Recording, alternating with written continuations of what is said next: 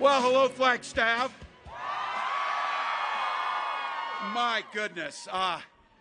Hey, one more time, when she was talking about her hometown of Winslow, how about the incomparable Deb Haaland, please? Mayor Daggett, thank you. My first opportunity to be in this incredible community. So thank you. Bruce Springsteen was right. It ain't no sin to be glad you're alive, people. It ain't no sin. Hey, we've got work to do, and you know it. I want to give a couple shout-outs because I know you're going to get the work done. I had the opportunity to be at Window Rock last weekend with former president, with Jonathan Nez, our next congressman from Arizona. Served in Congress with a great fighter. Look, we're going to need the House and we're going to need the Senate. So we need to make sure Ruben Gallego ends up in the Senate. And a special thank you to Emily. Our future is bright when we see folks like this stepping up. Emily, thank you. Well, it's great to be back, and thank you for bringing Minnesota weather. This is summer. It's summer. Really grateful. So, look, I've got the opportunity to travel all across this state, and as I was saying, to get the opportunity to be invited and stand at Window Rock with the Navajo Nation, understanding, as Vice President Harris often says, the sovereignty of our indigenous tribes is paramount, and we're making sure here in Arizona, when she's president, we keep our promises. We keep our promises. Thank you for all coming out. It's an incredible day, a Saturday, and here you are. And it is so lifts my heart, and I hope for everybody else that's here, you all came out here for one simple, beautiful reason. You love this country, and that's why you're here. All right, you've heard it, and you know it. 3 days to go. I know you're as excited as I am about that, too, aren't you? Look, we're winning this thing. We're winning this thing. Now, it's not won yet. It's not won yet, but think of the privilege. Over the next 72 hours, we get to shape not just the next 4 years, but generations to come for everybody.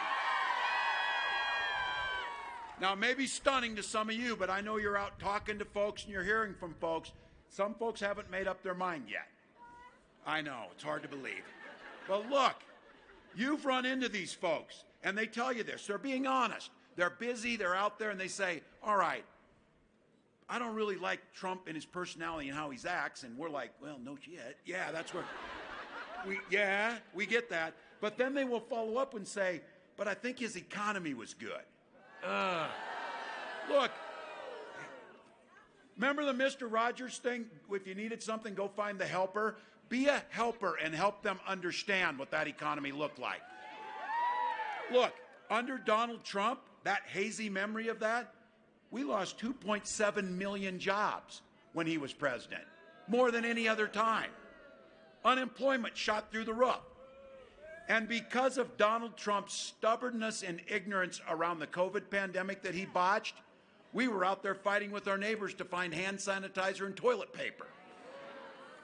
Look, I suppose 4 years ago, if you were a billionaire like Elon Musk, things were just peachy because you got a tax cut and we got screwed, the rest of us. That's the way that worked. Now, Trump says Elon is going to be his economy czar. He's got ideas, but he says, look, to fix this economy, we're going to have to crash it first in order to save it. But look, he was trying to be helpful. He said, for all of us, for Americans, you need to be prepared. You're going to have hardships when we do this. And the question all of you are asking, what in the hell does a billionaire know about hardships? Look, he'd also told us he's going to help balance the budget. Here's how he's going to do it. He's going to cut $2 trillion from discretionary spending.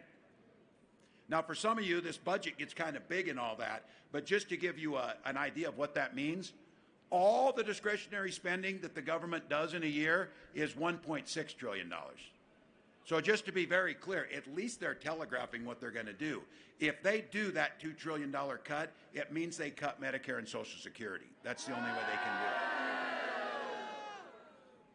J.D. Vance said they absolutely have to go after those things. He called Social Security the biggest impediment to fiscal sanity. Donald Trump called it a Ponzi scheme.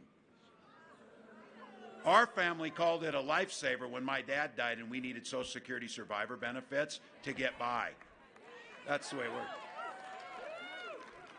Look, we're hardy people. Hell, in Minnesota, we walk on water half the year. That's what we are. We're tough. We're tough. And we don't mind pulling ourselves up by our bootstraps, but we didn't have any bootstraps. That's what Social Security and Medicare do for so many of us, and Medicaid. Now this week, I like it though that they're getting pretty cocky about things, so they're saying the quiet stuff out loud now. Speaker of the House Johnson, you know that guy that took them like 15 guys to go through until they finally found someone to get it? And everybody's like, who the hell's this guy? Well, he's the Speaker of the House now, and he said, yeah, we're going to have to get rid of Obamacare. And all of us knows what that means is the reason that the ACA is so popular, for the first time in American history, insurance companies couldn't deny us care for pre-existing conditions. Because we know how that works. Insurance companies are pretty good at this. They like to insure healthy people, and then they like to make it difficult to pay out claims, and they like to leave the rest of us sitting out there without anything. The ACA fixed that. Now, give Donald this. He's had 9 years, and a couple months ago, he came up and he said he had a concept of a plan around health care. And Republicans then he went on to say, and this was really interesting, J.D. Vance was saying, Donald Trump has been a big supporter of the ACA. Donald Trump was there. Donald Trump ran on getting rid of the ACA. He signed an executive order his first day in office to get rid of the ACA. He signed on to a lawsuit to get rid of the ACA, and he tried 60 times to get rid of the ACA. If it wouldn't have been for the courage of John McCain, they would have gotten rid of the grant. They would have gotten rid of it. But just to be clear, this shouldn't be that surprising. Donald Trump isn't thinking about how to make your lives better. In fact, you can be certain Donald Trump isn't thinking about you at all. This guy gives us something every day. It would be funny if it weren't so dangerous. I saw a clip they got of him when he was golfing, and it showed his phone, you know, the lock screen where we have our dogs or our kids or whatever. Not that guy. He's got a picture of himself on his lock screen. It's a true story. I'll tell you something about that. Now, I get it. This is stressful times. Trust me, I know this. We've been through a lot. You're seeing the ads. You see the misinformation, the Russians, the Chinese, and all of this. And you're wondering, and people are stressed out about it. They're stressed. They're wondering what's going to happen. But here's the deal. There's a remedy to that. Go vote for Kamala Harris for president. Go vote. Then if you're still stressed, take another person to go vote for Kamala Harris for president. And instead of wringing your hands, go ring doorbells and get them to vote for Kamala Harris. Look, there are so many reasons here, but we've got a chance to turn the page on Donald Trump. So many reasons, and to vote for Kamala Harris, so many reasons to vote against this guy. But I'll tell you, this one may be petty, but we've earned it living with this guy for 9 years. How great's it going to be just not to see him on TV anymore? And not only that, we get to see a new generation of leadership with Kamala Harris. Look, with Kamala Harris in the administration, Arizona created 370,000 jobs, offering us a new way forward, focusing on the middle class. She said it, and you all saw it, and the world saw it on Tuesday night. That's what a president looks like standing in the ellipse on the National Mall. A president for all Americans, a president with a vision, a president who promised you on the first day she would go to the White House with a to-do list for your life, not an enemy's list that gets added to every day. And she said it, top of that list, lowering costs for you and families across this country, keeping more money in your pocket. She said that's a priority every single day in the White House. Donald Trump's priority is to get on TV and make it about him every single day. That's why she comes with a plan that makes sure we have a federal ban on price gouging that gets put in place, saving you money. Now, let me give you, being the teacher in me, just a little bit of this, of how this price gouging stuff works. This is how it works. I was with a farmer up in Erie, Pennsylvania, day before yesterday, and he grows corn, potatoes, and ran some cattle. And I asked him, I said, how much you getting for a bushel of corn? He said, about $4.10 a bushel. And I said, so when food prices were cheaper, how much were you getting for a bushel of corn? About $4.10. We're paying more, he's not getting any more, and corporate profits shot through the roof. That's price gouging. There's a hurricane coming to Florida. They tell people to get out as soon as you can. Wow, so weird. Airline prices went through the roof. And then the most despicable one, insulin and drugs that people need to be alive. $35 because of Kamala Harris for our seniors to be capped at that. In Minnesota, we had a young man named Alex Smith. He turned 26 and aged off his parents' insurance. He started rationing insulin and he died from it. His mom, Nicole, came to the state capitol and said, never again will a family go through this tragedy. So in Minnesota, we extended the $35 to all Minnesotans. That's what Kamala wants to do. That's what Kamala wants to do. Here's your price gouging on that too, folks. $35 for that month's that little vial. They were charging $800. It costs $5 to manufacture it. So when you hear Kamala Harris say, we're going to put more money back in your pockets by taking on corporate greed and price gouging, that's what we're talking about. That's what we're talking about. 100 million Americans get a tax cut, focusing on $6,000 on a child tax credit, that during the COVID pandemic, when we instituted the child tax credit, we reduced childhood poverty in America by half, the most in our history. That's what we're doing. And then for all of you, the thing all of us want, to be able to have a home, it's generational wealth, it's security. Making sure that we're creating more affordable housing, but for the first time, offering up to $25,000 down payment assistance so folks can get in their homes. And as we're surrounded by small businesses, people with the American dream, for years there's been a $5,000 tax credit for start your new business. The average startup cost for a small business is $40,000. Kamala Harris is proposing a $50,000 tax credit for new businesses in this country. So folks, that was a little snippet of what we call a plan. Not a concept of a plan, but a plan. And I'm damn proud of that because it focuses on the middle class. Now look, I should be fair to the other side a little. Well, no, I shouldn't, but I will be. But look, they do have a plan. And they did us a favor by putting it in a 900-page book, and it's Project 2025.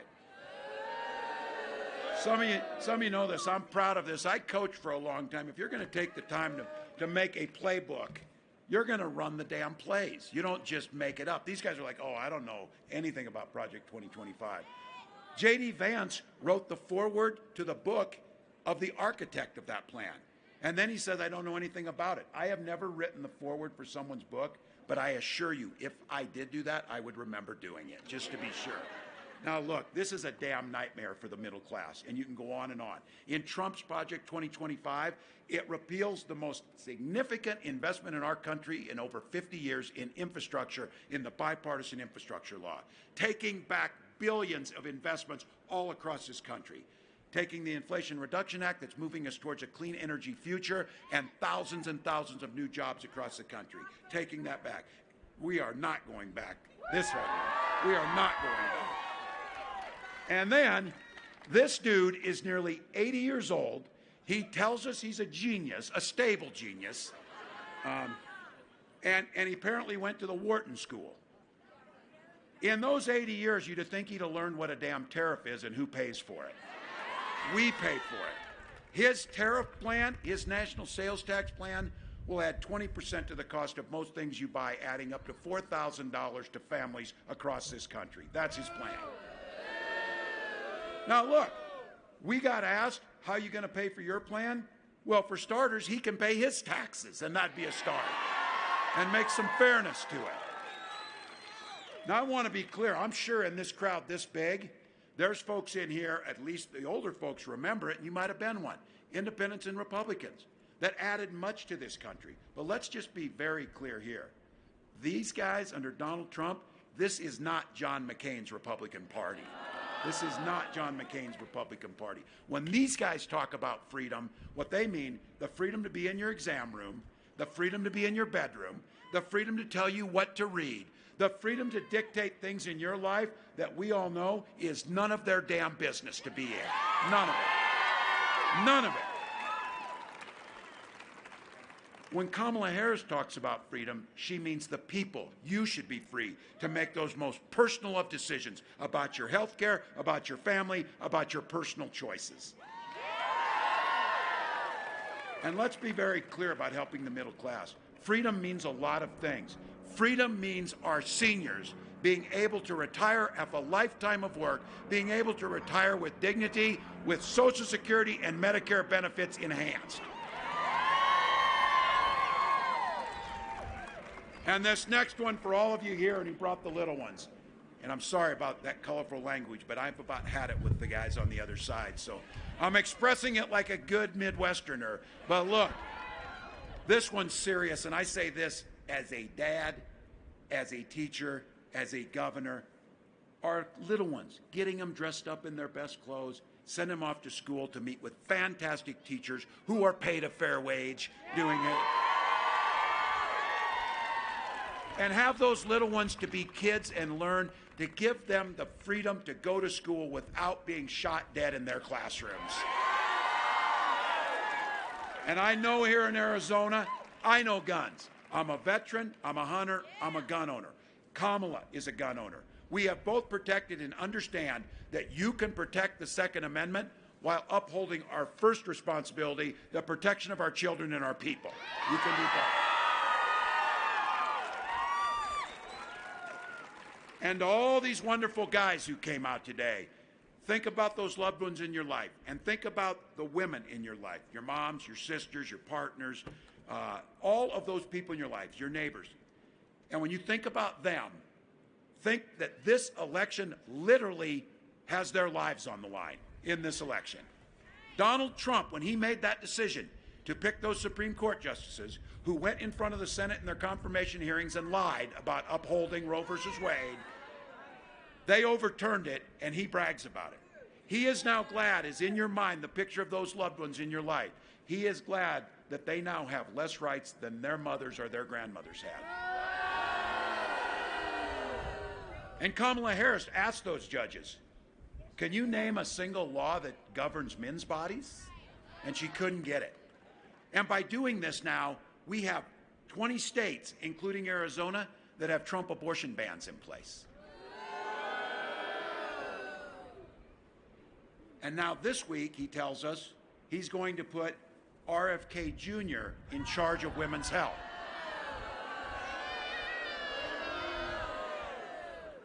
Yeah, but he even made it a little clearer for you. Donald himself said, don't worry, he'll be your protector. Can't even open the door of a garbage truck, and let alone so. Well, look, he followed up in the last day or so and said he's going to do that whether women like it or not.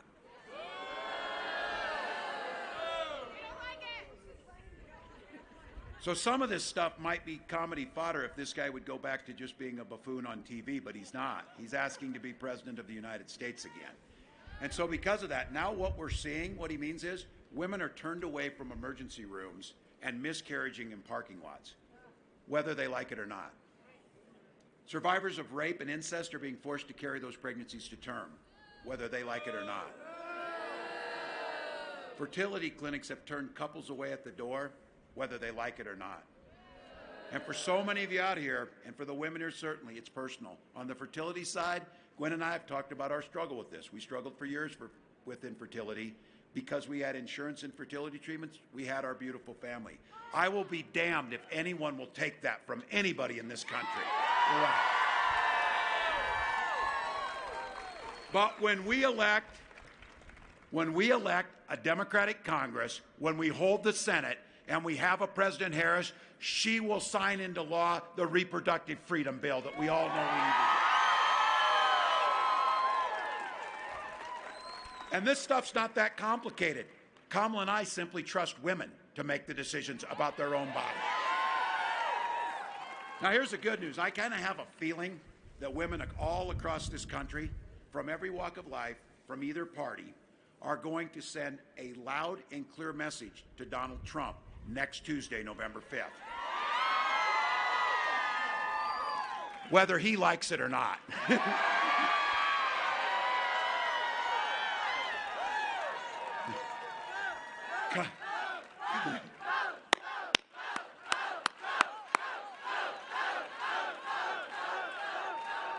Well, Kamala said it and you've said it. We're not going back. So I'm here today, Flagstaff, on behalf of the next President of the United States, to humbly ask for your vote.